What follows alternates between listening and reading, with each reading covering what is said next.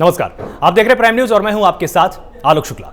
Supreme court के फैसले और यूपी सरकार की कोशिशों के बाद अब आखिरकार बाहुबली डॉन मुख्तार अंसारी को यूपी वापस लाने की तैयारी बेहद तेज हो चुकी है। तमाम तैयारियों के साथ पुलिस टीम मुख्तार अंसारी को वापस लाने के लिए पंजाब की रोपड़ जेल पहुंच रही है, तो दूसरी तरफ मुख्तार को वापस लाने की जिम्मेदारी प्रयागराज जोन के एडीजी प्रेम प्रकाश को सौंपी गई है। मुख्तार को वापस लाने के काफिले में मेडिकल वैन और वज्र वाहन के साथ तकरीबन 10 गाड़ियों में यूपी पुलिस के जवान निकले हैं। बांदा जेल से रोपड़ गई पुलिस टीम अलग अलग रास्तों से जा रही है। हर टीम अपने रास्ते के रूट और टाइम की रोपड़ पहुंचकर रिपोर्ट देने वाली है। रोपड़ पहुंचने के बाद वापसी की सुरक्षित और छोटा रास्ता तय किया जाएगा। जाहिर है मुख्तार अंसारी को लेकर यूपी की ये बड़ी जीत कही जा सकती है। पंजाब तमाम कोशिशों के बाद सुप्रीम कोर्ट की तरफ से आए फैसले के साथ तय हो गया था कि मुख्तार अंसारी को वापस यूपी लाया ही जाएगा और आखिरकार इस फैसले पर अमल करते हुए मुख्तार को वापस लाने के मिशन को आगे बढ़ाया जा रहा है। इस बीच उत्तर प्रदेश के बांदा जेल को किले में तब्दील कर दिया गया है। जेल में सुरक्षा ऑडिट भी किया गया। इस बारे में डिटेल्ड रिपोर्ट डीजी कारागार आनंद कुमार को भेजी गई है। ऑडिट के दौरान तन्हाई बैरक की विशेष जांच की गई है क्योंकि मुख्तार अंसारी को यहीं पर रखा जा रहा है। जेल के एंट्री और एग्जिट पॉइंट पर सीसीटीवी कैमरे भी लगाए गए, यानी मुख्तार को वापस लाने की आहटें पहले से ज्यादा तेज हैं। ऐसे में क्या मुख्तार के आने के साथ ही अब आगे क्या कुछ होने वाला है और मुख्तार को लेकर कानून व्यवस्था पर क्या असर पड़ने वाला है, सब कुछ जानने के लिए अगली 1 घंटे की बहस में आप हमारे साथ जुड़े रहिए। हम ये समझने की यहां पर कोशिश करेंगे कि जिस तरह से डॉन ने हर संभव कोशिश की कि वो बच पाए, उसने हर वो चाल चली जिससे कि वो इससे बचकर किसी भी तरह से उत्तर प्रदेश पुलिस के हाथ ना आए। आपको बताते हैं कि ये मिशन क्या है। 1 वज्रवाहन, 1 एम्बुलेंस, 1 बटालियन पीएसी भी पुलिस टीम में शामिल है। मुख्तार अंसारी का परिवार किराए के मकान को लेकर बांदा में ही रहेगा। रोपड़ जेल के आसपास police force, operation cell, CID तैनात किए गई हैं। आपको बताएं कि बांदा जेल के एंट्री और एग्जिट पॉइंट पर सीसीटीवी कैमरे लगाए गए। रोपड़ जेल से मुख्तार अंसारी को वापस यूपी लाने की तैयारी की जा रही है। तो आपको हम बता देते हैं यहां पर कि लगभग 2 साल से ये लगातार पुलिस के शिकंजे से दूर था, लगातार बहाने बनाता रहा। आपको बताएं कि पुलिस टीम में इस समय कौन कौन है, उसमें सीओ हैं, उसमें तमाम इंस्पेक्टर लेवल के अधिकारी हैं और साथ ही तमाम जवान उसमें साथ में चलने वाले, ताकि किसी भी तरह की सुरक्षा में चूक ना होने पाए, उसको सुरक्षित उत्तर प्रदेश शिफ्ट किया जाए। 2 साल से पंजाब की रोपड़ जेल में बंद गैंगस्टर मुख्तार अंसारी को उत्तर प्रदेश लाने की उल्टी गिनती शुरू हो चुकी है। उसे 8 अप्रैल से पहले आपको बता दें कि यूपी की बांदा जेल में शिफ्ट किया जाना है। इससे पहले ही उसको शिफ्ट किया जाएगा और इसके लिए बांदा से तकरीबन 70 सदस्यों की स्पेशल टीम रोपड़ के लिए रवाना हो चुकी है। यह टीम नोएडा, हरियाणा होते हुए पंजाब पहुंचेगी और सफर में कम से कम 14 से 15 घंटे लगने वाले हैं। इस हिसाब का इनका रोड मैप बनाया गया है। आपको बताएं कि रोपड़ जेल में हैंडओवर या शिफ्टिंग की गतिविधि नहीं होती है शाम 6 बजे के बाद। अगर 6 बज जाएंगे तो आज हैंडओवर या शिफ्टिंग की आज प्रक्रिया नहीं हो पाएगी। साथ ही आप बताएं कि ऐसी संभावना कि गैंगस्टर मुख्तार अंसारी को मंगलवार को ही यूपी पुलिस को हैंडओवर किया जाएगा। आपको बताएं कि बुलेट प्रूफ जैकेट पर पुलिस कर्मी यहां से रवाना हुए हैं। सभी के पास बुलेट प्रूफ जैकेट है क्योंकि उनको अंदेशा है कि कहीं पर भी रास्ते में हमला हो सकता है या जानबूझकर यह दिखाया जा सकता है कि डॉन को खतरा है अगर वो उत्तर प्रदेश जाता है, तो इसलिए पुलिस ने हर संभव सुरक्षा की तैयारी कर रखी है। आपको बताते हैं ये केस क्या है। 2005 में एमएलए कृष्णनंदन राय की हत्या, एमएलए रहते हुए भी कई हत्याओं के मुख्तार पर आरोप लगे हैं। 5 हत्या के मामले मुख्तार अंसारी पर पहले से चल रहे हैं और इसी के चलते हत्या की कोशिश के 5 केस मुख्तार पर अंसारी पर हैं। और साथ ही आपको बताएं कि 90 के दशक में अवैध कारोबार करने का केस भी इनके खिलाफ दर्ज है। साथ ही मुख्तार अंसारी के खिलाफ 14 से ज्यादा केस दर्ज हैं जिनकी सुनवाई अन्य न्यायालयों पर लगातार चल रही है। और जो सबसे बड़ा केस था वो 2005 में एमएलए कृष्णनंदन राय की हत्या के बाद सुर्खियों में आया। बाद में हालांकि इन्होंने ये हर संभव कोशिश की अपने आप को दिखाने की कि इस हत्या से मेरा कोई कनेक्शन नहीं है, लेकिन लगभग 14 ऐसे केस हैं जो कि इनके विरुद्ध तमाम अदालतों में चल रहे हैं। जगह जगह पर इनकी सुनवाई होनी है और इसीलिए सुप्रीम कोर्ट ने यह बड़ा आदेश दिया कि जल्द से जल्द इनको उत्तर प्रदेश लाया जाए, क्योंकि जहां अन्य न्यायालयों में मुकदमे लंबित हैं उनकी शीघ्र सुनवाई की जा सके। और इस पूरी बहस पर और अधिक बातचीत के लिए हमारे साथ तमाम मेहमान जुड़े हुए हैं। आपको एक बार मैं उनसे रूबरू करा देता हूं। अश्विनी शाही हमारे साथ हैं, बहुत बहुत स्वागत है आपका प्राइम न्यूज पर। अजय अरोड़ा है, प्रवक्ता कांग्रेस से, बहुत बहुत स्वागत है आपका प्राइम न्यूज पर। कीर्ति निधि पांडे, प्रवक्ता सपा है हमारे साथ, बहुत बहुत स्वागत है आपका प्राइम न्यूज पर। और साथ ही एसवीएम त्रिपाठी हमारे साथ, पूर्व डीजीपी उत्तर प्रदेश हैं। आप सभी का बहुत बहुत स्वागत है प्राइम न्यूज पर। सबसे पहले अश्विनी शाही, मैं आपके पास आता हूं कितनी बड़ी जीत आप इसको मानते हैं? क्योंकि देखिए, चुनाव सिर पर है, भले वो पंचायत चुनाव हो और चाहे विधानसभा चुनाव कुछ महीनों बाद होने वाले हैं। ये बड़ी जीत इसलिए आपके हिसाब से क्योंकि लगातार आपके ऊपर ये आरोप लगता है कि आप अपराधियों को संरक्षण देते आए हैं, अपराधियों पर आप काबू नहीं कर पाए। लेकिन जब मुख्तार को आप ले आएंगे तो इसका भी तो बेहतर इस्तेमाल किया जाएगा। कहीं ना कहीं आप पूरी प्रदेश की जनता को ये फायदा पहुंचाएंगे, ये संदेश पहुंचाएंगे कि देखिए, हम अपराधियों के खिलाफ हैं और हर संभव कोशिश करते हैं कि अपराधियों को जल्द से जल्द सजा मिले। सबसे पहले मैं ये बता दूं, इसमें जीत और हार का कोई मतलब नहीं है।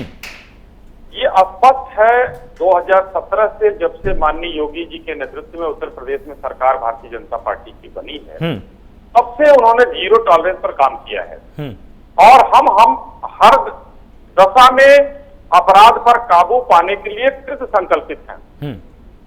जिसके ये पुराने जो गर्द हैं, मुख्तार अंसारी, अतीक अहमद और फलाने ठिकाने जो भी हैं, ये पुराने गर्द हैं जिनको हम लोग अब दूसरी सरकारों के बचावे से निकालकर, जो कि यहाँ पर इनके ऊपर 52 केस चल रहा है, जिसमें 10 एकदम हीनियस क्राइम है, 10 बहुत ही गंभीर मामले 10 हैं 52 मामलों में। उस पर एक मामला जो रंगदारी का हुआ करता है, पंजाब सरकार, वहां की कांग्रेस सरकार इनको बचा रही थी इतने दिनों से, वहां से निकाल कर लाने के लिए एक उत्तर प्रदेश सरकार को जंग लड़ना पड़ा।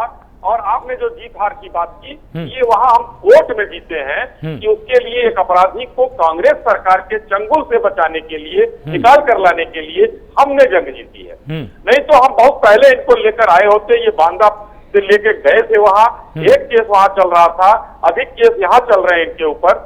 तो यहाँ पर हमको केस चलाकर उनको सजा दिलवाने के लिए जल्दी करना था, लेकिन पंजाब सरकार ने उसको इम्तिहान कर दी।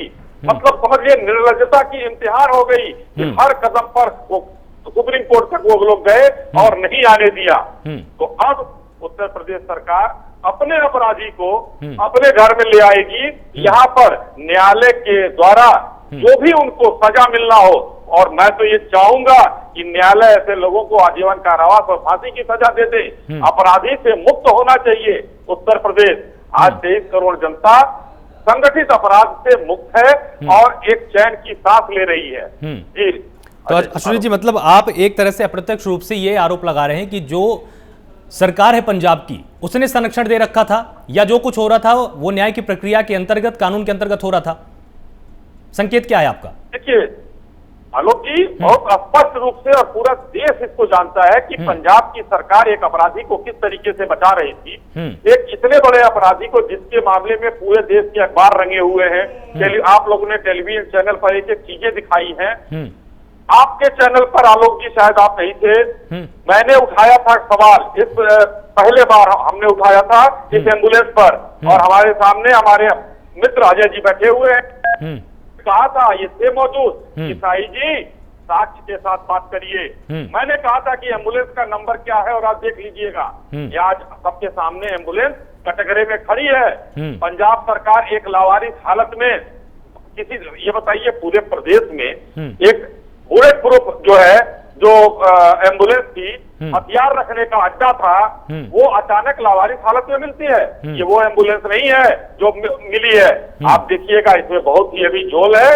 ये सरकार के सह के बगैर नहीं हो सकता है आलोक जी, और इसमें कांग्रेस की पंजाब सरकार पूर्णतया दोषी है। ठीक है, जवाब ले लेते हैं। अजय जी, इन्होंने सीधा आरोप लगाया कि जो कुछ भी अब तक हो रहा था पिछले 2 सालों से, उसमें कहीं ना कहीं पंजाब की सरकार का हाथ था। आप संरक्षण दे रहे थे, जो भी बहाने उसकी तरफ से बनाए जाते थे, उसमें आपकी तरफ से कहीं ना कहीं एक अप्रत्यक्ष निर्देश होते थे प्रशासन को, ताकि उसको सहयोग मिल पाए। ये आरोप कितना सही है, या जो कुछ हो रहा था, मैंने जैसा प्रश्न उनसे पूछा, सब कुछ कानून संगत हो रहा था? आलोक जी, देश संविधान से चलता है, न्यायालय से चलता है।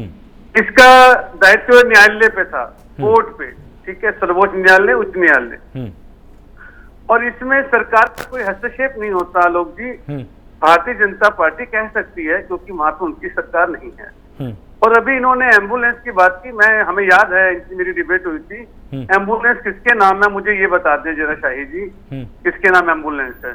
अच्छा, दूसरी बात, पंजाब सरकार हो चाहे उत्तर प्रदेश की सरकार हो, अपराधी अपराधी होता है लोग जी। हम किसी भी अपराधी के, चाहे अपराधी भारतीय जनता पार्टी का हो चाहे किसी पार्टी का हो, हम किसी के समर्थन पे नहीं है, ना हमारी पंजाब समर्थन में थी। बल्कि मुख्तार अंसारी तो कहता था कि पंजाब सरकार ने मुझे बहुत प्रताड़ित किया, मुझे बहुत तंग किया। तो खैर उन तथ्यों में मैं जाना नहीं चाहता, लेकिन इतना जरूर बताऊंगा आलोक जी, बिल्कुल न्यायालय जो है, कोर्ट है, वो सर्वोपरि है। और ये अश्विनी शाही जी भी मानेंगे कि जो न्यायालय का डिसीजन है, जो निर्देश है, उसका पालन हो रहा है। उससे बाहर कोई भी सरकार, कोई भी जाति, कोई भी धर्म नहीं जा सकता। ये सर्वोपरि है, सत्यमेव जयते, इसे बोलते हैं सत्यमेव जयते। जी, तो आपका इसमें यह है कि हमारा इसमें कोई हाथ नहीं था। हमारे साथ एसपीएम त्रिपाठी जी हैं, पूर्व डीजीपी रह चुके हैं, कानून को अच्छे से समझते हैं। हम आपसे ये समझना चाहेंगे कि जिस तरह की यहाँ पर नीति बनाई गई, पिछले 2 साल से तमाम बहाने लगातार दिए जाते रहे कि कभी हाई बीपी का बहाना दिया गया, कभी शुगर का बहाना दिया गया। क्या इसके आधार पर जो पुलिस ने लगातार प्रत्यर्पण करने से मना किया, ये पूरी तरह से सही था? और हालांकि ये दिल्ली की तमाम कोर्टों में सुनवाई में जाता रहा, लेकिन उत्तर प्रदेश जाने में इसको समस्या थी। आपको क्या लगता है, चूक कहां पर हुई है? प्रशासन किस स्तर पर हुई है, या कानून में जो कुछ कमियां हैं उसका लाभ उठाया गया है?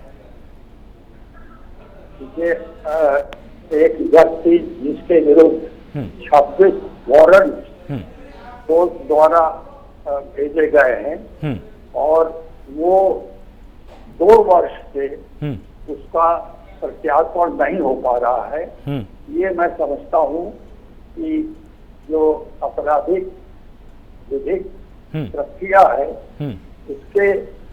इसमें बड़ी भारी कमी दिखाती है।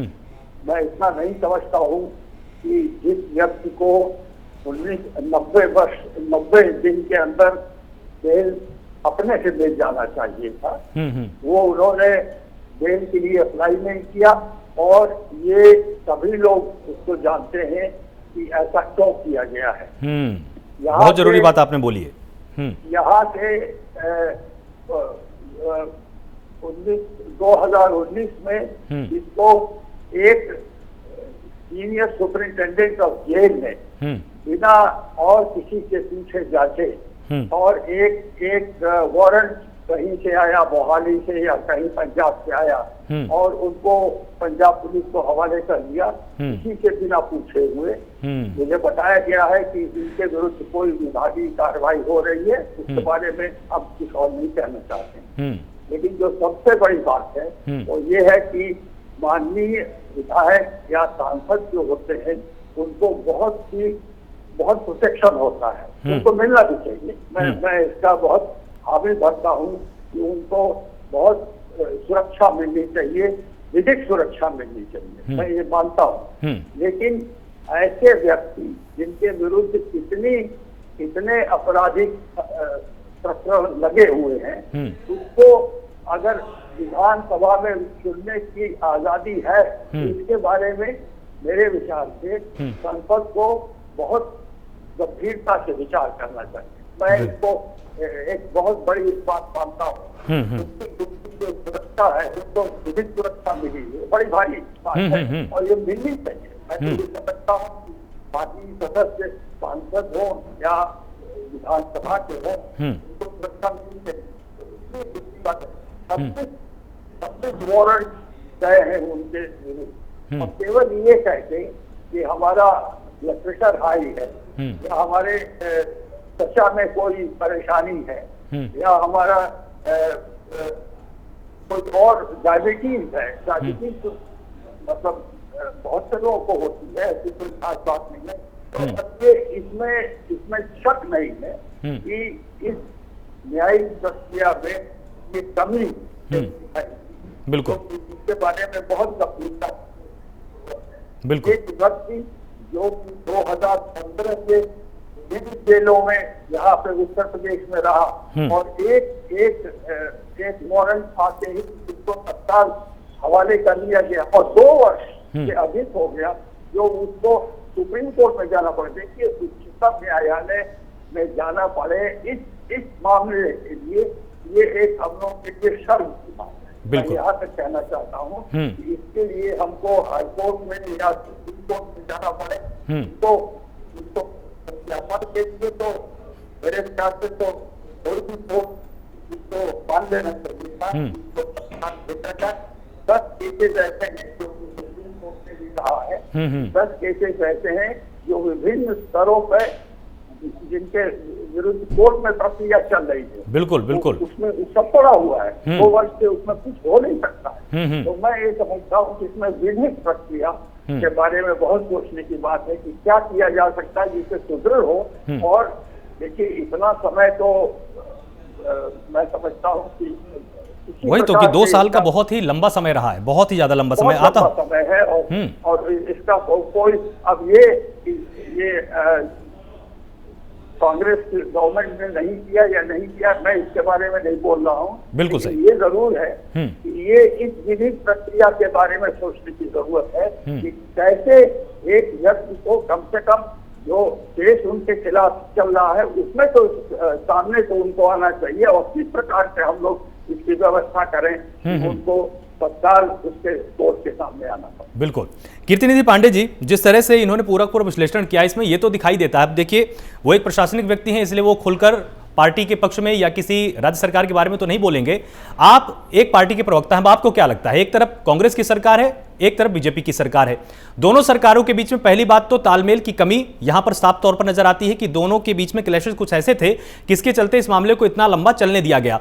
दूसरा जो विधिक प्रक्रिया थी इस पर भी एक बड़ा प्रश्न खड़ा होता है। लेकिन आपको क्या लगता है चूक किस स्तर पर हुई है, पंजाब की सरकार से ज्यादा चूक हुई है या उत्तर प्रदेश की सरकार से?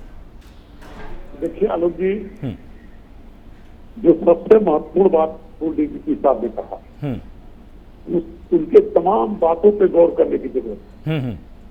और उत्तर प्रदेश के जेलों में बंद थे मुख्तार अंसारी।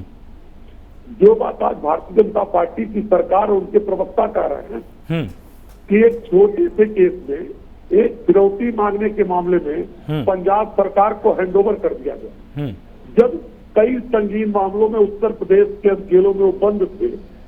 जो काम आज उत्तर प्रदेश की सरकार कर रही है, पंजाब से लाने के लिए सुप्रीम कोर्ट तक गई है, वो काम तब भी कर सकती थी कि उनके यहाँ मामला बहुत छोटा है, यहाँ कई संगीन मामले हैं, यहाँ से उनको पंजाब नहीं भेजा जा सकता। इस बात के लिए सरकार को हाईकोर्ट और सुप्रीम कोर्ट जाना चाहिए, तब नहीं गई। ये सरकार दूरा कुश्ती खेलेंगे, पंजाब की सरकार उत्तर प्रदेश की सरकार दूरा कुश्ती खेलेंगे। और ये इस बात को साबित कर रही है उत्तर प्रदेश की सरकार कि अब मैं बात कहूंगा तो बात जाति और धार्मिक हो जाएगी, लेकिन धार्मिक रूप से, जाति रूप से किसी अपराधी के खिलाफ एक लाभबंदी करा करके सरकार चुनाव में भी उसका लाभ लेना चाहती है। लेकिन एक बात स्पष्ट है कि मुख्तार पंजाब गए तो उत्तर प्रदेश की सरकार की वजह से गए, और अब मुख्तार को ला करके सरकार वाहवाही लेना चाहती है कि हम सुप्रीम कोर्ट तक जाकर के मुख्तार को वापस ला रहे हैं। और जो भारतीय जनता पार्टी के प्रवक्ता आलोक जी कह रहे थे कि उत्तर प्रदेश की सरकार 0 टॉलरेंस पे काम कर रही है, अपराध उत्तर प्रदेश से खत्म हो गए, संगठित अपराध खत्म हो गए, क्या लोग आलोक जी हाथरस की घटना को भूल सकते हैं? हाथरस के अंदर जो घटना हुई, जो एडीजी स्तर के अफसर कह रहे थे कि उस बिटिया के साथ रेप नहीं हुआ, सीबीआई ने क्या कहा? अपराधियों के पक्ष में भारतीय जनता पार्टी के पूर्व विधायक पंचायत किए थे खुलेआम हाथरस के अंदर, क्या उनके खिलाफ कोई कार्रवाई हुई? क्या बाराबंकी के अंदर जिस बिटिया के साथ रेप हुआ उसको रातों रात उसका अंतिम संस्कार कर दिया गया? मतलब देखिए कीर्तिनिधि जी, लगातार उत्तर प्रदेश के अंदर अपराध कीर्तिनिधि जी, और जब पुलिस यहाँ से लेकर मुख्तार को चली गई, पुलिस जब यहाँ से मुख्तार को लेकर चली गई, तब तो आप उसमें ये ढूंढ पा रहे हैं कि नहीं इसमें बीजेपी कहीं ना कहीं चूक गई, योगी सरकार चूक गई। अब जब वो उसको लेकर आ रही है तो अब आपको इसमें कहीं से भी ये दिखाई नहीं दे रहा कि नहीं इसमें बीजेपी का ही तो कहीं ना कहीं हाथ है? लेके तो आए ना। लेकिन बीजेपी, ये भारतीय जनता पार्टी सरकार की सोची समझी साजिश है लोग। अच्छा, ये सोची समझी साजिश है। अगर ये चाहते तो मुख्तार पंजाब जाते ही नहीं। इसका मतलब पंजाब की सरकार और उत्तर प्रदेश की सरकार दोनों आपस में पहले से ही बातचीत कर चुके थे, आपका ये संकेत है? बिल्कुल तालमेल के साथ काम कर रही है, दोनों अपराधियों को संरक्षण कर दे रहे हैं, चाहे वो कांग्रेस की सरकार हो, ठीक है। अश्विन शाही, पार्टी की सरकार, इनका तो ये कहना है कि जो कुछ भी हुआ वो संयोग तो कहा नहीं जा सकता है, ये सब कुछ पहले से तय था। आपने उनको जाने क्यों दिया कि जब छोटी सी रंगदारी का मामला था और उसके बाद 2 साल तक वो वहां पर बैठे हुए थे, आप पहले भी तो कोर्ट जा सकते थे। लेकिन इनका ये आरोप है कि आप भी पंजाब सरकार के साथ मिले हुए थे, अलग कुछ भी नहीं हुआ है। आलोक जी, सबसे पहले मैं पॉइंटेड, क्योंकि दो दलों के लोग हैं, दोनों का जवाब मैं देना चाहूंगा आपके सवाल के साथ। पहला, अजय जी ने जो दो सवाल पूछा कि एम्बुलेंस किसके नाम से है, तो मैं बताना चाहूंगा वो सब FIR दर्ज हो चुकी है। 2-3 दिनों में सारी चीजें किसके नाम से है, क्यों खरीदा, कैसे हुआ, क्या हुआ, वो सब चीज आ जाएगा। दूसरा, इन्होंने कहा कि अपराधी भाजपा का है, कांग्रेस का है, सपा का है। नहीं, मैं इनकी बात को खारिज ये करता हूं कि अपराधी का न कोई दल होता है, न वो जाति होती है, न धर्म होता है। सिर्फ जो सरकारें अपराध को बढ़ावा देती हैं वो संरक्षण दे रही हैं। जैसे कि मुख्तार अंसारी को उत्तर प्रदेश में सपा ने संरक्षण दिया और कांग्रेस ने पंजाब में दिया। कि हाथरस के अंदर आ रहा हूँ भाई कीर्ति जी, आ रहा हूँ, उसी मुद्दे पर आ रहा हूँ। हाथरस के अंदर अपराधियों को मदद किया। आप बोल लीजिए, फिर बोलो। बलिया के अंदर सुरेंद्र सिंह जी, आपके विधायक फूट फूट करके रो रहे थे। एक ठाकुर द्वारा जब गोली चला गया, एक जाति का व्यक्ति मर गया, राजभर जाति का। इस तरीके से बलिया के विधायक भारतीय जनता पार्टी के उसके पक्ष में खड़े थे। आप वही श्रीमान कीर्ति निधि जी, श्रीमान कीर्ति निधि जी, मैं आपके टर्म पर मैंने सुना लंबुआ के एमएलए देवेंद्र मिश्र जी ने आपके दल के एक जाति विशेष के 16 अपराधियों की सूची जारी किया था। किसी के ऊपर 100 मुकदमा, किसी के ऊपर 80 मुकदमा, उसके खिलाफ कार्रवाई क्यों नहीं हुई आज तक? क्यों नहीं बताती आपकी सरकार? अगर हो गया हो तो बोलूं मैं? बोलिए अश्विन जी, बताइए, बोलिए। कीर्ति जी, देखिए, मैंने आपके बीच में टोका नहीं है, और कृपया ये बीच में टोकने वाली बात न करें, नहीं तो मैं भी बोलने नहीं दूंगा आपको। ध्यान से सुनिए, गलत नहीं, गलत अपने टाइम पर बोलिए। बात को सुन लीजिए ना, आप अपने टाइम पर सुनिए, बीच में बोलेंगे तो क्या होगा? सुन लीजिए एक बार कीर्ति जी, बोलिए। अपराध को बढ़ावा देने वाली सरकार सपा की उत्तर प्रदेश में रही, सारे जिलाध्यक्ष आपके घूमते रहे हैं, कहाँ आप हैं? और सुनिए, अरे सुनिए पहले, सुनिए कीर्ति जी, सुनिए पहले, ध्यान से सुनिए पहले, सुनिए। आपके मुलायम सिंह नेता जो है कहते हैं लड़कों से बच्चों से गलतियां हो जाती हैं, हमने नहीं कहा था। आज अपराध की राह चल रहे हैं आप। नीरज मिश्रा हत्याकांड के बारे में बताइए। अखिलेश यादव कहाँ वो कैसे पाए गए? उनके क्षेत्र में हत्या हुई है, क्या किया आप लोगों ने? कीर्ति जी, नीरज मिश्रा की हत्या कैसे हो गई? वो अपना यहाँ पर पक्ष रख रहे हैं, पहले आप एक बार सुन तो लीजिए।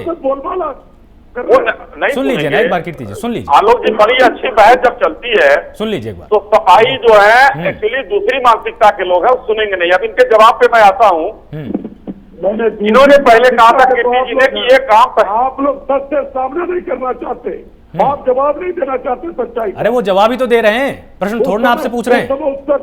नहीं, हाथरस कीर्ति जी जवाब ही तो दे रहे हैं, वो प्रश्न कहाँ उन्होंने आपसे पूछा अभी तक कोई? हाथरस की घटना के अंदर। अरे आप एक चीज बताइए कीर्ति जी, एक चीज बताइए ना मुझे। अगर इस तरह से बहस होने लग जाएगी कि आपके सारे के सारे जो भी आपके आंकड़े हैं वो तो ISO से सर्टिफाइड है, और जो सामने वाला बोलेगा, जो भी सामने विपक्ष में आपके बैठा हुआ है, वो जो भी बात बोलेगा तो वो तथ्यात्मक गलत है, ऐसे फिर कैसे बहस होगी? आप उनके तथ्य पहले आप एक बार सुन लीजिए, अगर आपको कहीं पर गलत लगे तो आप उसको ठीक कर दीजिएगा। बोलिए अश्विन जी। आलोक जी, बहस को डिरेल करना उचित नहीं है। मैं जवाब दे रहा हूँ, आप इनको लिख ले सारा, उसके बाद मुझे बता दें कि क्या क्या गलती है। बीच में कूदने में पेट में दर्द होता है तो सबको, दर्शकों को भी दिक्कत होती है। मैं ये बताना चाहिए, इन्होंने कहा कि ये उत्तर प्रदेश की सरकार पहले भी कर सकती थी। उत्तर प्रदेश की सरकार इस पर अभी डीजीपी साहब पूरी तरीके से कानून सम्मत अभी ऊपर रोशनी डाल सकते हैं कि कहीं भी एक नियम होता है कि जिस जगह पर एक जो है मुकदमा होता है वहां से वारंट आता है जेल में, और उस वारंट को शामिल कराकर वापस ले जाया जाता है, उसके बाद पहुंचा दिया जाता है। लेकिन वो काम पंजाब की पुलिस ने किया, वहां से आए, अपराधी को लेकर गए। जब उत्तर प्रदेश में सरकार ने कहा कि वापस नहीं आए तो उन्होंने बहाना बनाया कि मेरी तबीयत खराब है या ये हुआ है। उसके बाद कोर्ट में जाने की नौबत आई, तो हमने पहले दिन से इस पर प्रयास किया कि अपराधी को ले आया जाए, क्योंकि वो यहाँ के, उनको कहा जाए तो एमएलए भी है और उनके ऊपर एमपी एमएलए कोर्ट में मुकदमा चल रहा था। तो यहाँ पर ज्यादा मुकदमे थे, वहां पर सिर्फ एक मुकदमा था, जिसकी परिणति हम लोगों ने सुप्रीम कोर्ट तक देखी। और उसके बाद अचानक एक छोटा सा और मुद्दा जिसमें चार्जशीट नहीं हुई थी, अचानक चार्जशीट होती है अभी पिछले एक हफ्ते पहले, और उनको वहां पर कोर्ट में दिखावे के लिए कि पूरा देश देखे कि हम व्हील चेयर पर चल रहे हैं। दूसरा, इन्होंने एक आरोप लगाया कि धार्मिक रूप से ये लोग चीजों को करना चाहते हैं। मैंने किसी भी बात में अभी तक धार्मिक एंगल नहीं दिया था। धार्मिक किसने शुरू किया आलोक जी? ये सपा के लोगों ने धर्म को रंग देना, और कहीं भी वो नहीं है। आज मैं बताना चाहूंगा कि 2012 से 2017 तक कितने धार्मिक दंगे हुए इनकी सरकार में, ये गवाह है। और 17 से आज तक कितने दंगे हुए ये बता दें। तो धार्मिक और तुष्टीकरण की राजनीति कौन करता है, ये किसी से छुपा नहीं है। तीसरी बात आता हूँ हाथरस पर। हाथरस की घटना हुई, दुखद हुई। बाराबंकी की घटना दुखद है, मैं निंदा करता हूँ। लेकिन एक बात ही कोई हमारे सपा के मित्र या कोई बता दे कि ये संगठित अपराध था। ये सारे अपराधी नौसिखुए और मतलब एक तरह से समझ लीजिए कि वो जो भी प्रसंग रहा हो, जो भी कारण रहा हो, किसी का कोई आपराधिक इतिहास नहीं था आलोक जी। हम संगठित अपराध के पीछे हैं, थे और रहेंगे। इसीलिए माननीय योगी जी ने नारा दिया था कि अपराधी या तो उत्तर प्रदेश में रहे या उत्तर प्रदेश छोड़कर चले जाए, नहीं तो ठोक दिए जाएंगे। इस तरीके की हिम्मत दिखाने वाले पिछली सरकारों का कोई तो मतलब मुख्तार अंसारी अगर नहीं आ रहा था तो वो इसी डर से नहीं आ रहा था क्या, कि उसको डर था कि मैं वहां पर ठोक दिया जाऊंगा? मुख्तार अंसारी को बहुत से डर हो सकते हैं, यहाँ सजा मिलने का डर है। यहाँ देख रहे हैं उनके हजार, आप देखिए आलोक जी, उनके सारे रिश्तेदारों को, उनके साथ जितने लोगों ने अपराध करके संपत्ति अर्जित की थी, सैकड़ों करोड़ की संपत्ति को नेस्तनाबूद करने का काम उत्तर प्रदेश की पुलिस ने कर दिया है। और तीसरी बात, एक बात और मैं बताना चाहूंगा, ये एम्बुलेंस के बारे में मैं एक बार और छोटी सी जानकारी दे दूं। एम्बुलेंस का ड्राइवर था सलीम का भाई प्रिंस खान, जो कि मारा गया था। वो प्रिंस खान जब जेलों से निकलता था तो इसी में चलता था, और आगे 50 मोटरसाइकिल और पीछे गाड़ियां, ये आज से यूज नहीं की जा रही है। ये एम्बुलेंस अपराध करने का एक अड्डा था, जिसको उत्तर प्रदेश सरकार ने आज सबके सामने खोल कर रख दिया है। आपका संकेत ये भी है कि कहीं ना कहीं जेल में रहकर भी उसको पूरी की पूरी उस तरह की आजादी थी जो कि एक जेल के कैदी को नहीं होनी चाहिए। संकेत ये है आपका? जी जी जी जी। अजय जी जवाब दीजिए फिर। इनका सीधे से ये कहना है कि एक अपराधी है, जेल में है, उसको जितनी स्वायत्तता मिलनी चाहिए उतनी होनी चाहिए, लेकिन क्या मुख्तार एक कैदी की तरह जेल में था क्या? क्योंकि जिस तरह के उसके करेक्शन सामने आए, जिस तरह की बातें अब सामने आ रही हैं, आपको नहीं लगता है कि कहीं ना कहीं उसको ढील दी गई थी? मैं ज्यादा उत्तेजना में बात नहीं करूंगा, मैं तर्क पे बात करूंगा। शाही जी मेरे मित्र हैं और इन्होंने बात रखी, मैंने पहले भी कहा है मुख्तार अंसारी एक अपराधी है, तो अपराधी के प्रति बिल्कुल हमारी कोई संवेदना नहीं है, पहली बात। दूसरी बात, हमारी सरकार क्यों उसको शेल्टर करेगी, दूसरी बात। तीसरा, कि जेल में होके जिस तरह से वो शासन चलाता था या उसे सुविधाएं मिलती थी, ये तो उत्तर प्रदेश का इतिहास है। मैंने पढ़ा है, पूरे भारत को पढ़ा है, पूरा भारत प्रश्न करता है, उसका उत्तर देता है उत्तर प्रदेश। तो उत्तर प्रदेश में जिस प्रकार से जेल कारागार नहीं, अब अगर आपने इतिहास की बात की है तो इतिहास खाली 4 साल का तो नहीं होगा ना, उसके पहले भी 70 साल का होगा। बिल्कुल। देखो मैं आलोक जी ये प्रश्न अगर अश्विनी जी करते तो अच्छा लगता, क्योंकि जब से चुन के आए ये। पहले अजय जी आप अपनी बात पूरी कर रहे थे, आप पहले उसको पूरी कीजिए, फिर हम त्रिपाठी जी के पास जाएंगे। जी आलोक जी, आलोक जी आज मैं ये बात भी नहीं करूंगा कि उत्तर प्रदेश की सरकार पंजाब सरकार से समन्वय स्थापित नहीं कर पाई, ये प्रश्न नहीं करूंगा, ना ये बात कहूंगा। अगर थोड़ी सी ईर्ष्या त्याग देती दोनों सरकारें, मैं पंजाब सरकार पे भी आता हूँ, क्योंकि पंजाब सरकार पे न्यायालय ऊपर है, सरकार का संरक्षण प्राप्त नहीं होता, लेकिन फिर भी कहीं न कहीं अगर उत्तर प्रदेश ने गलती की है समन्वय स्थापित की, अगर कोऑर्डिनेशन होता तो ये दिक्कत नहीं आती। मैं बिल्कुल निष्पक्ष बात कर रहा हूँ। और जहां तक अपराधी को है, अपराधी को अपनी उचित जगह पे जाना चाहिए, उसे उचित दंड मिलना चाहिए। मैं एक बार नहीं 1000 बार बोलूंगा, 1000 बार, एक बार नहीं 1000 बार। और ये बात बिल्कुल ठीक है, उत्तर प्रदेश की सरकार को थोड़ी सी और सूझबूझ के साथ अगर समन्वय स्थापित करते तो ये परेशानी नहीं होती। और थोड़ा सा देखो ईर्ष्या भी है, योगी जी का हम सम्मान करते हैं, मुख्यमंत्री हैं, लेकिन थोड़ा अभिमान भी आ जाता है कभी कभी व्यक्ति को। अगर अभिमान की लड़ाई ना होती, ईर्ष्या की लड़ाई ना होती तो ये बात ना होती मेरे ख्याल। बिल्कुल। तो इसका मतलब यह है कि मुख्तार जरूरी तो था, क्योंकि अगर मुख्यमंत्री के स्तर पर, सरकार के स्तर पर इस तरह की रस्साकसी चल रही थी तो अपराधी जरूरी तो था। यहां पर एक जो सबसे बड़ा सवाल खड़ा होता है, त्रिपाठी जी मैं आपके पास आऊंगा, आपको एक अच्छा खासा अनुभव है प्रशासन चलाने का। एक मुकदमा दर्ज होता है जिसमें फिरौती की बात की गई है, रंगदारी की बात की गई है, चलिए पुलिस उसको ले जाती है और उसके बाद सबसे बड़ा जो एंगल इसमें सामने आया कि पुलिस जब ले जाती है, न्यायालय उसको आदेश देता है कि आप इसको कस्टडी में लीजिए। दिन बीतते जाते हैं लेकिन पुलिस उसमें चार्जशीट फाइल ही नहीं करती है। जमानत का सीधा सा प्रावधान है उसके बाद, लेकिन जमानत के लिए भी मांगनी की जाती है।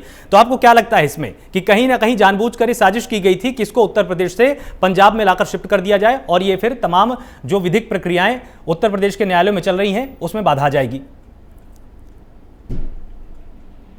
मेरे अनुभव में पुलिस की सेवा के दौरान भी, और मैं उत्तर प्रदेश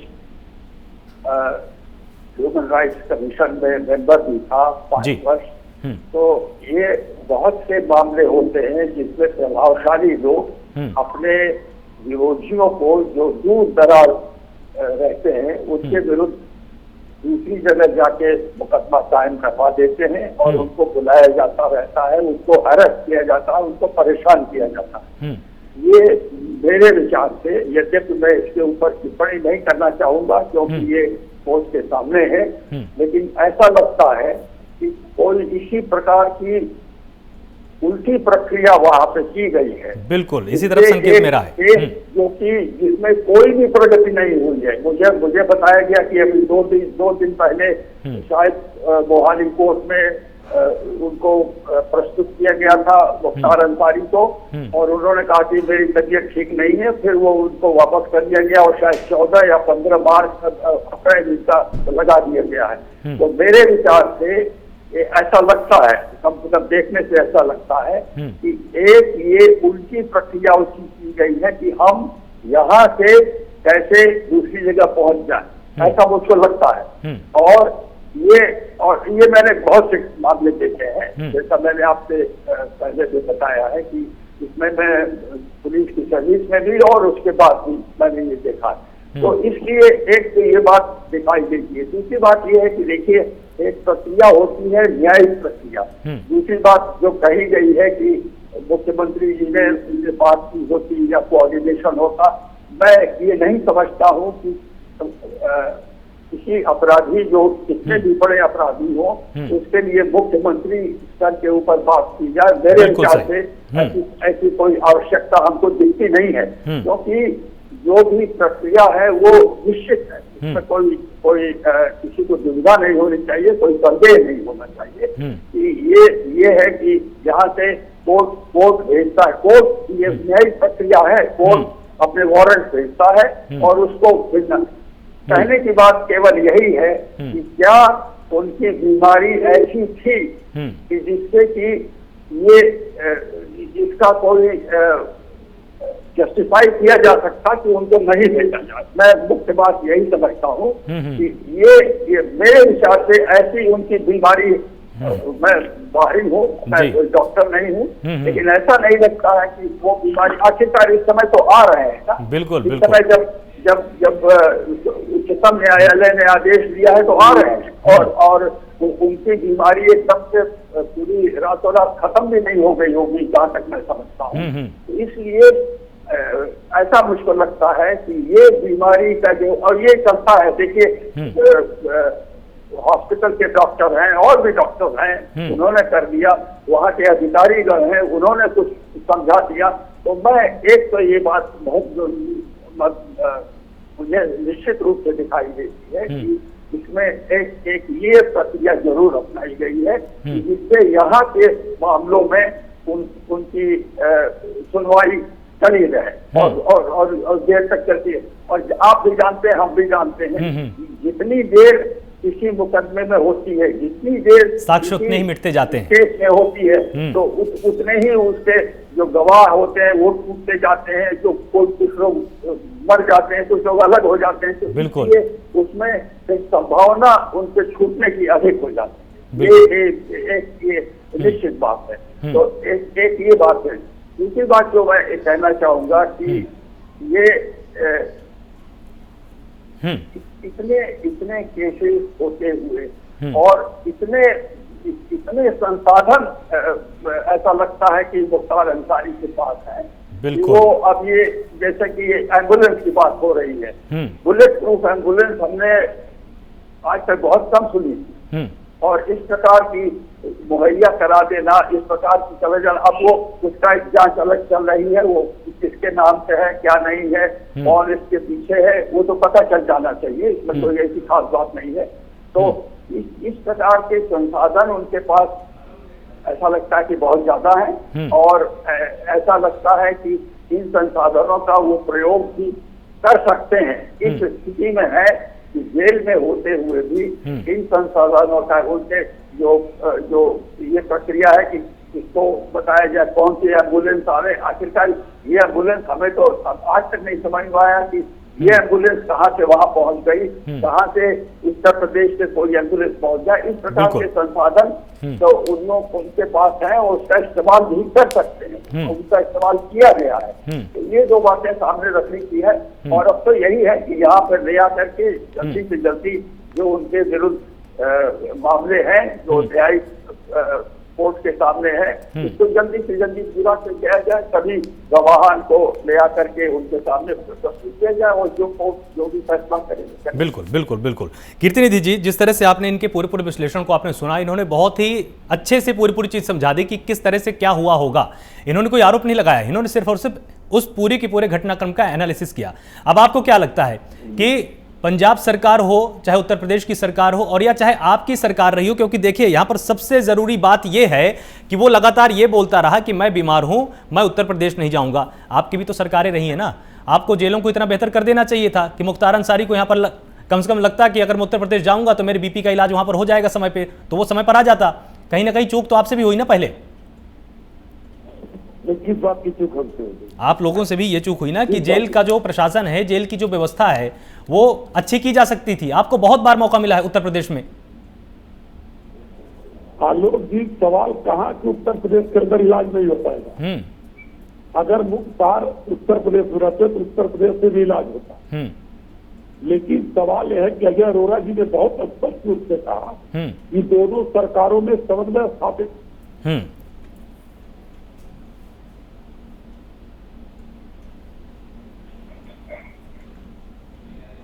आवाज आपकी नहीं आ रही कीर्ति जी। कीर्ति जी की आवाज अभी हम तक नहीं आ रही। तो अश्विनी शाही, आपको क्या लगता है कि जिस तरह से बात अजय जी ने उठाई कि समन्वय की कमी थी, आपको नहीं लगता है कि समन्वय बनाकर अगर आप लोग काम चलते? ठीक है, कीर्ति जी की आवाज आ रही, बोलिए। मैं कह रहा हूं अगर दोनों सरकारों में समन्वय होता तो मुख्तार और पहले उत्तर प्रदेश आते, और जो अपराध किए है उसकी सजा उनको कोर्ट द्वारा मुकर्रर होती, न्यायालय तय करता कि अपराध।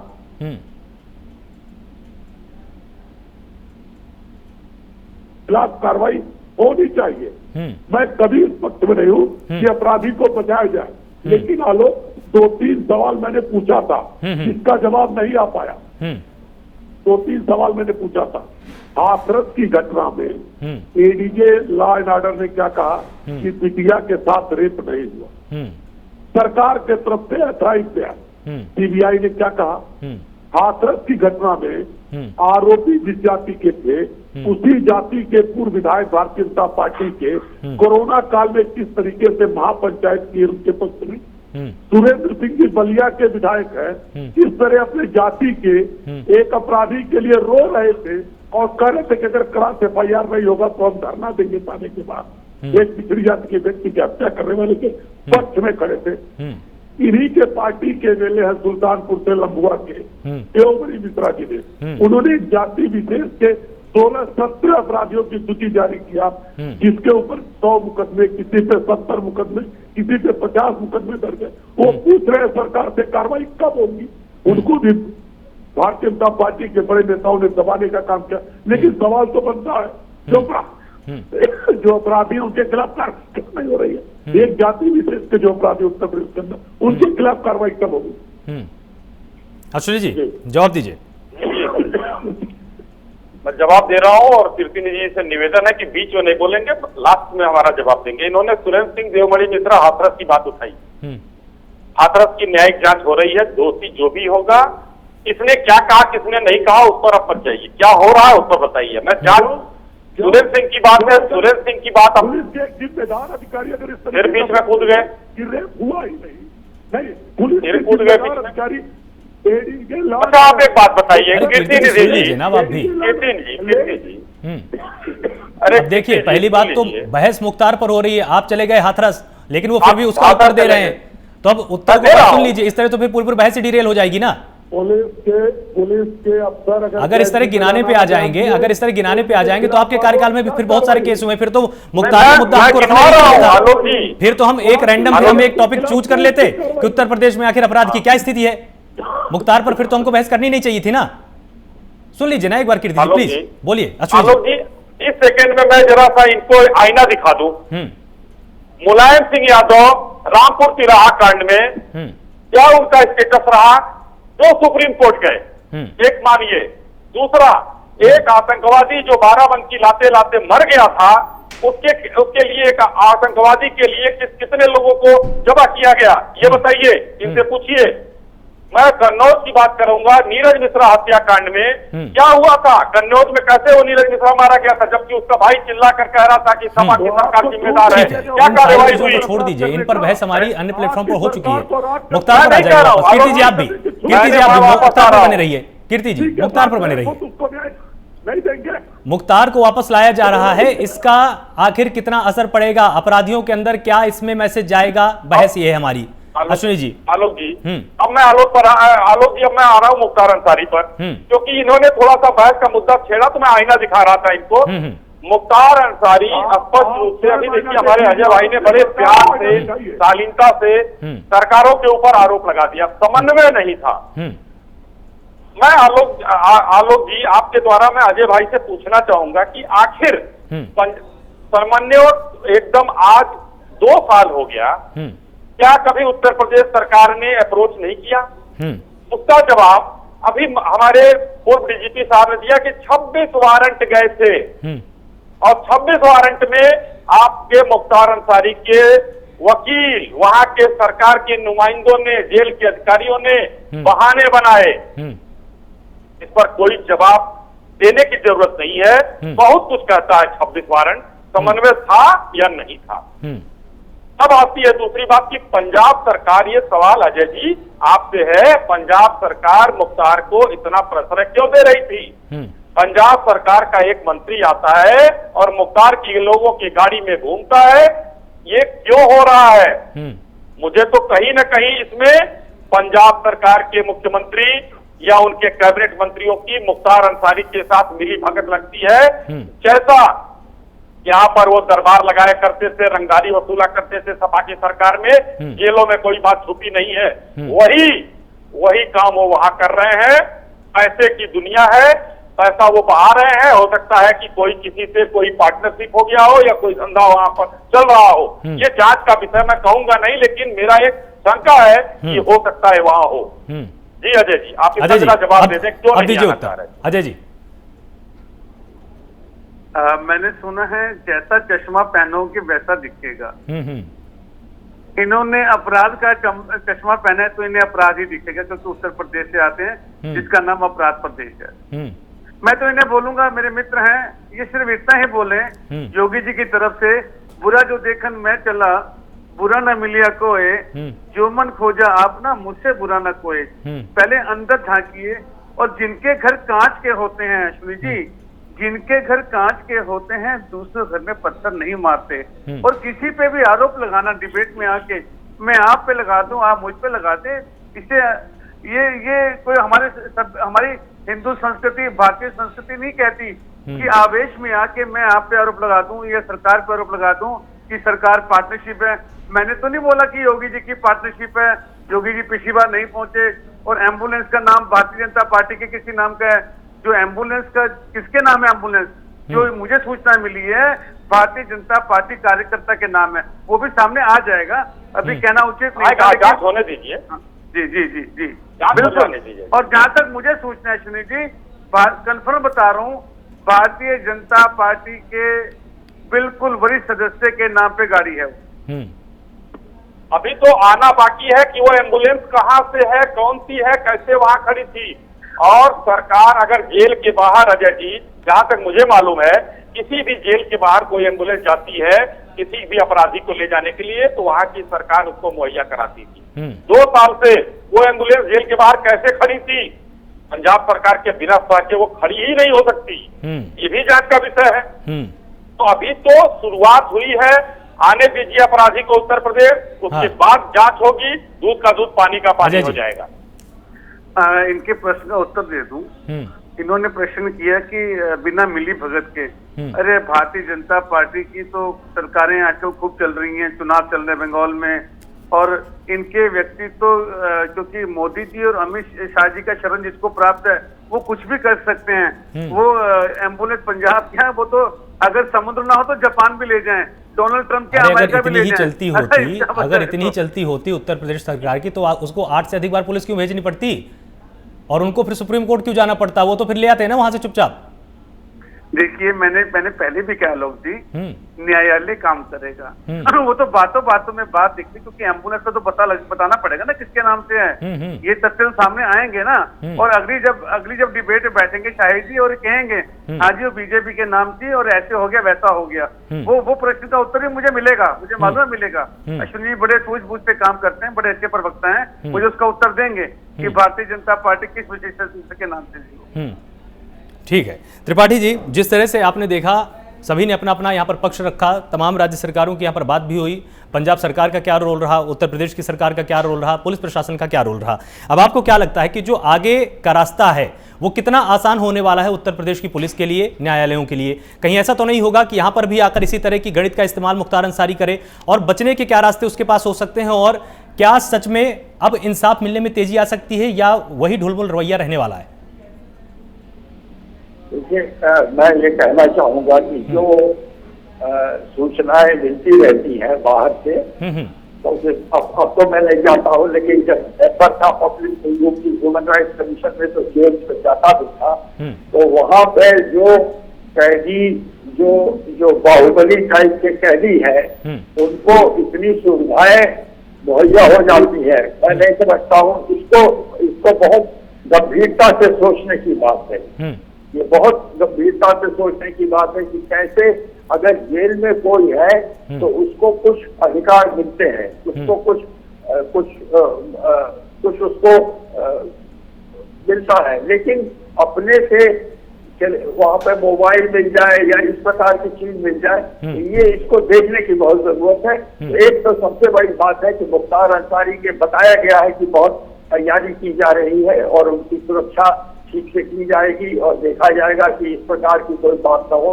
सबसे बड़ी, क्योंकि देखिए ऐसे मामलों में जो गवाह होते हैं उनको धमकाया जा सकता है, उनको कई प्रकार के प्रलोभन दिए जा सकते हैं, उनको किसी प्रकार से ये कहा जा सकता है कि आप अब गवाही मत दीजिएगा, या तो डर से या प्रलोभन।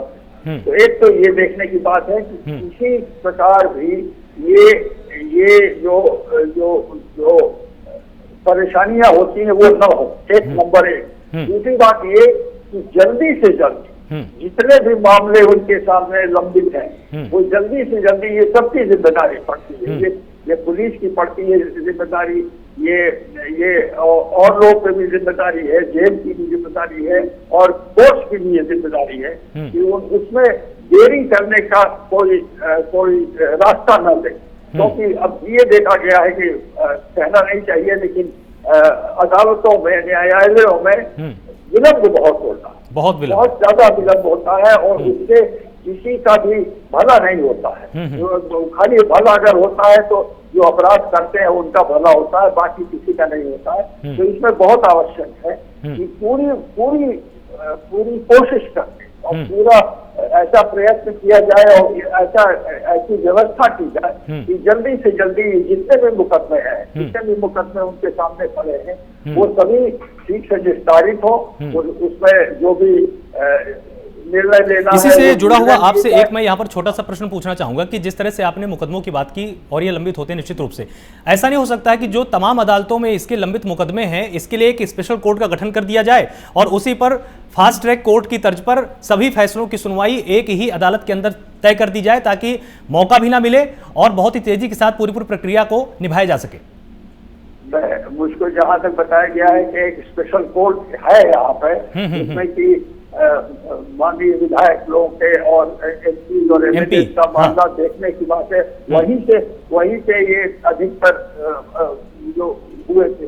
तो अगर ऐसा है कोर्ट तो फिर उनकी जिम्मेदारी और बढ़ जाती है और मेरे हिसाब से उसकी सुविधा भी हो जाती है कि तत्काल रूप से उसमें कार्रवाई की जाए। बहुत आवश्यक है कि सबसे जल्दी से जल्दी, और इसमें सबका भला है, जल्दी से जल्दी कार्रवाई की जाए, पूरी व्यवस्था की जाए कि वो हो जाए। और बस अंत में यही कहना चाहूंगा कि बहुत प्रयत्न के बाद मुख्तार अंसारी आ रहे हैं उत्तर प्रदेश में। ये जी जीतने या हारने की बात नहीं है, ये एक प्रक्रिया की बात है। और इस प्रक्रिया के अनुसार यही एक दुख होता है जरूर कि इसके लिए सुप्रीम कोर्ट तक जाना पड़ा। इसके लिए इतना संसाधन लोगों के पास है कि सुप्रीम कोर्ट तक उसका विरोध करें और उसका वो करें। आखिरकार है तो एक एक्यूज है, एक एक्यूज है, कोई भी कितने भी बड़े हो, एक एक्यूज है, उसके लिए अगर इतना करना पड़े तो आप समझ सकते हैं कि ये बड़ी पहुंच कहां तक है। बिल्कुल, बहुत बहुत शुक्रिया आप सभी मेहमानों का हमारे साथ जुड़ने के लिए इस पूरी बहस में। और ये बहस इतनी जरूरी थी क्योंकि आप जरा अंदाजा लगाइए कि 2 साल पहले एक केस दर्ज होता है, यहां से पंजाब शिफ्ट किया जाता है और उसके बाद 2 साल तक उसमें चार्जशीट फाइल नहीं होती है, जमानत दी नहीं जाती है और अपराधी जहां पर चाहता है उसी जेल में लगातार अपने आप को बनाकर रखता है। तो जरूरी है कि जब यूपी पुलिस मुख्तार को उत्तर प्रदेश लाएगी तो जल्द से जल्द सभी मुकदमों की त्वरित यहां पर सुनवाई की जाए और त्वरित उसमें फैसला आए ताकि अपराधी अब बचने न पाए। आप सभी का बहुत बहुत शुक्रिया इस बहस का हिस्सा बनने के लिए। लगातार जुड़े रहिए प्राइम न्यूज के साथ। नमस्कार।